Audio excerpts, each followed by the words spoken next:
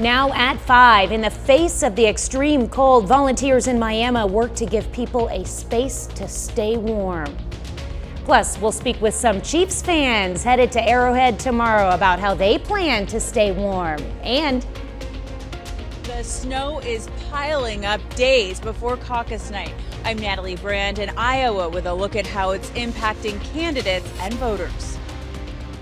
The 4 states' most watched news starts now. It is cold today, and it's only getting colder this weekend. This is KOAM News at 5. I'm Tanya Bach, and we go straight to Chief Meteorologist Doug Hetty for a first look at weather. Yeah, super cold for us today. Of course, yesterday we pushed 60 degrees. Then the Arctic front, it rolled through early this morning, and we dropped very quickly those light snow showers. It's 22 in Joplin, it's 19 in Pittsburgh. Roads are fine. Roads are going to be fine as we go through the evening hours into the daytime hours tomorrow. But look at this, mid-teens, northern counties, mid-20s. In our southern counties, we have that northwesterly wind kicking in. So sustained winds 10 to 20 with gusts upwards of about 25 at times. And that gives you the wonderful wind chill, the way it actually feels to your skin. -2 in Nevada, -2 in Stockton, 7 in Webb City, Commerce. It feels like 13 degrees. We have a wind chill advisory in effect until Tuesday. So several days we're going to be dealing with the very low wind chills. One storm system rotating out, we're going to be tracking another one, which is going to move in on Sunday. But for the evening hours, just bitterly cold. And we're going to look at how long is this going to stick around, all coming up here in just a bit. All right, thanks, Doug. Well, it is crucial to have a place to stay warm this weekend. KOAM's Anthony Saviello joins us live from the Miami Civic Center with more. Thanks, Tanya. Yeah, I'm here at the Miami Civic Center. They've spent all day, volunteers have spent all day setting up cots, getting the floor ready for those who are going to need to be seeking shelter. This isn't people who are just homeless. Maybe it's people who also just need a better place to provide during these cold, harsh temperatures than their home. Maybe their home just isn't adequate enough. So that's what this is here for. So they can come here. They'll be provided with a warm meal, with drinks, with cots, a place to sleep, and everything. So with the concern of snow and even flash freezing, the center is still able to provide the necessary care for those in need. Rick Aldridge is the guy heading it up. He is the chair of the Ottawa County Republican Party. I talked to him. He says he's got the full support of the mayor and the city. The Civic Center, as you can tell just by the sheer size, offers so much that sometimes maybe the church, just because of size, can't. We can put a lot more people in, we can separate them better, and we've got access to, it's basically a gymnasium. So we have access to bathrooms and showers and everything else that you might need.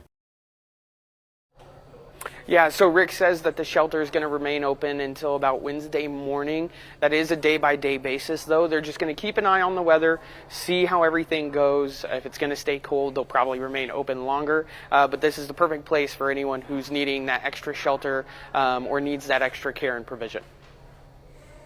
All right, thank you so much, Anthony. You stay warm yourself. The Kansas City Chiefs will host the Miami Dolphins tomorrow in what is expected to be one of the coldest games ever played at Arrowhead Stadium. The Chiefs recommend people wearing layers and covering all exposed skin. They're also allowing guests to carry in blankets and small pieces of cardboard to be used as floor mats on the cold concrete. Some four-state diehard fans will bundle up to watch the game in person, and they share some of their strategies to keep themselves warm. We're layering up when we go inside. It's all about keeping our feet warm, our hands warm, and our faces covered and staying as warm as we can. Well, we went to the AFC Championship game last year when we beat the Bengals, and we're just good luck. So we know if we're there, we're going to win. The Arrowhead Stadium will offer warming stations to help fans stay warm, and hot chocolate will be available for purchase in the stadium as well. Authorities in Jasper County are searching for a man who they say stabbed an 18-year-old in the neck at a bus stop. This is a surveillance image of the suspect and the car He's believed to have been driving. Authorities say they responded to the bus station in Dunwich and found an 18-year-old from Broken Arrow, Oklahoma, with a stab wound to his neck. He was taken to the hospital and is said to be in stable condition. If you have any information on the suspect in this case, you're asked to contact the sheriff's office. With the Iowa caucuses just 3 days away, the weather is becoming a big factor. Blizzard conditions have forced candidates to cancel some events or switch to virtual rallies, with temperatures forecasted to be in negative double digits on caucus night Monday. Many are wondering how the bitter cold will impact voter turnout. Natalie Brand reports from Des Moines. Heavy snow snagged campaign plans, with time running out for Republican presidential candidates to make their case to Iowa caucus goers. We had to rearrange the schedule, but we're out working hard. The weather did not stop Florida Governor Ron DeSantis from holding some campaign stops Friday, but the super PAC supporting him postponed other events. Former UN Ambassador Nikki Haley switched her rallies to virtual only. I definitely know I'm not in South Carolina anymore. It is beyond cold. Polls put the two candidates in a tight race for second place, well behind former President Donald Trump. The big question: how will record low temperatures forecast for Monday impact turnout? The weather will probably affect some people from coming out. I think for the next couple days, people will probably just not want to be on the roads. The storm comes as some Iowa voters are still trying to make up their minds, like Doug and Ann Goodall. From talking to voters, it sounds like there's a lot of people still undecided right now. Why do you think that is? I think a lot of people who might have been Trump before and don't want to vote for him this time are just trying to figure out more about the choices between Haley and DeSantis. I mean, that's where we are. While Iowa is the first contest in the nation, the state's top pick doesn't often end up in the White House. Only 3 times between the two parties has a caucus winner ever gone on to win the presidency. Drake University political science professor Dennis Goldford says historically the caucuses do help narrow the field. Natalie Brand, CBS News, Des Moines, Iowa. Well, if you're wondering which eventual presidents won Iowa, they are Jimmy Carter in 1976, George W. Bush in 2000, and Barack Obama in 2008. U.S. forces today, working alongside the British Royal Air Force, carried out a series of strikes on Houthi rebel bases in Yemen. It's in retaliation for attacks on commercial shipping in the Red Sea. Congressional leaders were notified of the strikes ahead of time, and the White House had bipartisan support. But some on the right criticized that the airstrikes did not go far enough. Still ahead, winter viruses making their presence felt. Plenty of respiratory viruses are spreading. I'm Michael George with a bit of good news on flu and COVID numbers. Plus, what a new study shows about why the flu spreads from person to person so easily. Those stories next in Health Watch. Topping today's Health Watch, a universal COVID vaccine could save millions of lives and billions of dollars if available before the next pandemic. Researchers at CUNY Graduate School of Public Health and Health Policy found even if only a quarter of Americans got the shot ahead of time, it would prevent more than 14 million infections. A universal vaccine targets parts of the virus that are common to many coronaviruses, so it offers some degree of protection against a range of strains. The latest CDC numbers show flu activity remains elevated in most parts of the country. After several weeks of increases, some key indicators are down, but as Michael George reports, plenty of cases are still expected.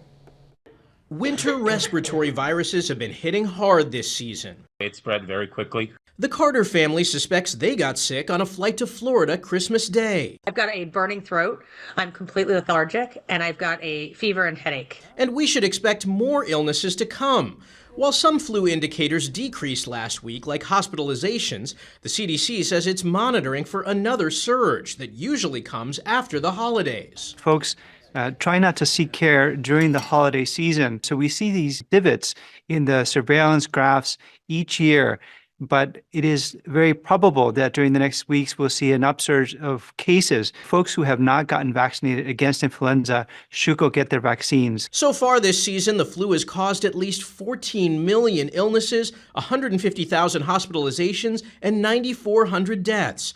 An additional 13 pediatric deaths were reported, bringing the total number to 40. Kids who do go on to get hospitalized or die from respiratory illnesses are much more likely not to have been vaccinated than other kids. You can dramatically reduce the risk by getting them vaccinated. CBS News medical contributor Dr. Celine Gounder says lots of COVID-19 is circulating right now. The good news is we don't seem to see a big increase in hospitalizations at this stage. However, we are still seeing deaths from COVID, and over 90% of those deaths are occurring among the elderly. This is why it's especially important in that group to keep up with your yearly COVID shots. And it bears repeating, stay home when you're sick so you don't spread your illness to others. Michael George, CBS News, New York. Doctors also say if you are sick, testing is critical to see what virus you have and whether you might need antiviral treatments. A new study may have uncovered clues as to why the flu spreads so easily. Researchers at NYU found in mice the influenza virus was latching onto sugar molecules in the sinus and throat. By placing an enzyme in the nasal cavity, they were able to reduce transmission by more than half. The findings could one day be used to help prevent flu infections in humans. And that's a look at today's health news. A little later, a look at some of the latest cooking innovations showcased at this year's CES. Plus, it's going to get dangerously cold, even colder as we go into the weekend. Those details coming up next.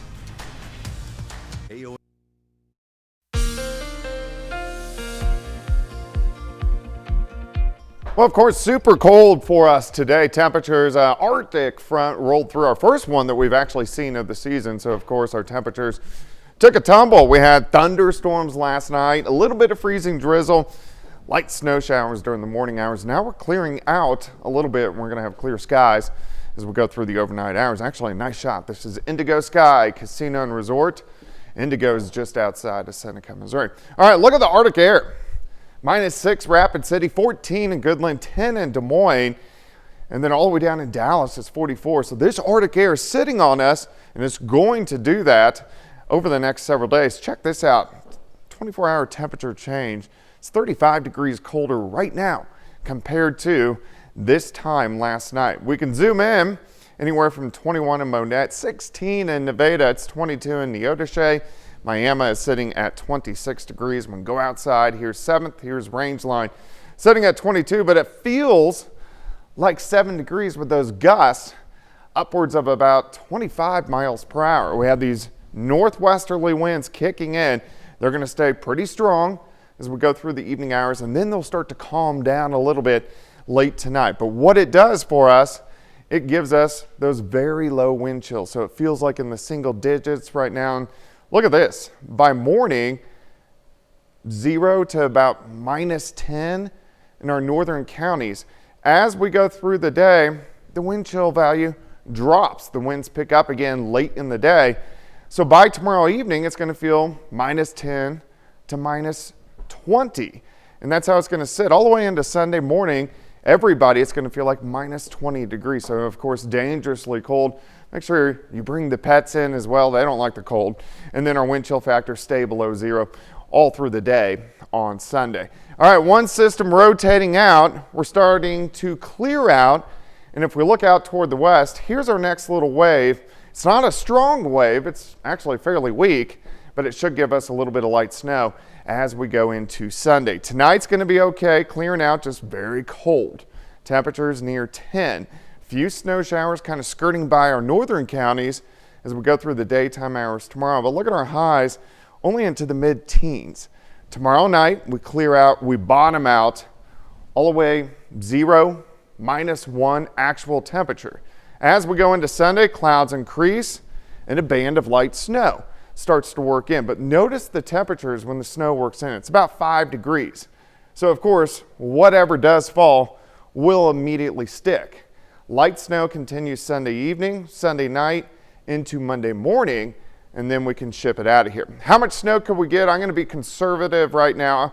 I think it's going to be fairly light. Northern counties adjusting to an inch, about an inch. Pittsburgh, Joplin, maybe a little bit more, closer to 3 inches once you get into our southern counties. So we are going to see some road impacts as we go into Sunday. So keep that in mind if you're going to be out and about. Plus, bitterly cold. Alert days, next 3 days, we have wind chill advisories in effect till Tuesday.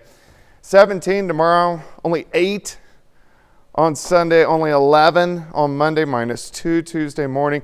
We get above freezing next Wednesday and Thursday and go right back down late next week. So there's a pretty cold stretch. Yeah, it is promising that we actually get above freezing. Yeah, though. but our average high is in the 40s. I know, So. but at least it dips up there. Yes, it does. Yeah. All right, thanks, Doug. Well, coming up, Quaker Oats expands the amount of its recalled products due to salmonella risk. Topping today's Consumer Watch, Quaker Oats is expanding its recall to include additional products that may be contaminated with salmonella. Last month, the company recalled granola bars and granola cereals, and now it's adding more cereal brands, cereal bars, instant oatmeal, protein bars, and snack mixes to the list. The products are sold throughout the U.S. The company says if you have any of the products, you should throw them out immediately. Artificial intelligence and technology are changing the way we cook and eat food. Several companies showed off new gadgets at the CES Tech Show in Las Vegas. Danya Bacchus gives us a look. That morning cup of coffee can now come from a robot. Adam uses artificial intelligence and facial recognition to take a customer's order and then make it. The high-tech barista can also double as a bartender. He can make a lot of different beverages, from boba tea, coffee, iced lattes, iced tea, to even whiskey shots and cocktails. This vending machine was also on display at the CES Tech Show, but there are not any chips or candy bars inside. The device makes ramen and other hot meals. We are actually doing the last mile of cooking inside our machine and provide a real gourmet, restaurant meal. If you'd rather cook at home, the company Brisket has a new high-tech smoker that uses AI to cook barbecue. I want to cook a smoky beef short rib. No need to check the meat. An app will alert you when it's ready. For urban dwellers without a backyard, GE is selling an indoor smoker. So you can smoke delicious barbecue right on your kitchen counter. Set the dial for the type of meat you are cooking, and the machine uses wood pellets to create smoke, but the technology traps it inside the appliance. If you want a beer with your barbecue, the iGulu lets you brew at home. The machine comes with a premix recipe that can craft a fresh batch of beer in about 10 days. You can also create more than just beer if you would like to create kombucha or a cider, any fermented drinks as well. And for dessert, how about soft serve ice cream? The Cold Snap works like a Keurig. Add a pod with your preferred flavor, and out comes a sweet treat in minutes. Danya Bacchus, CBS News, Los Angeles. I'm intrigued about that indoor smoker thing. Well, final check of the forecast is next.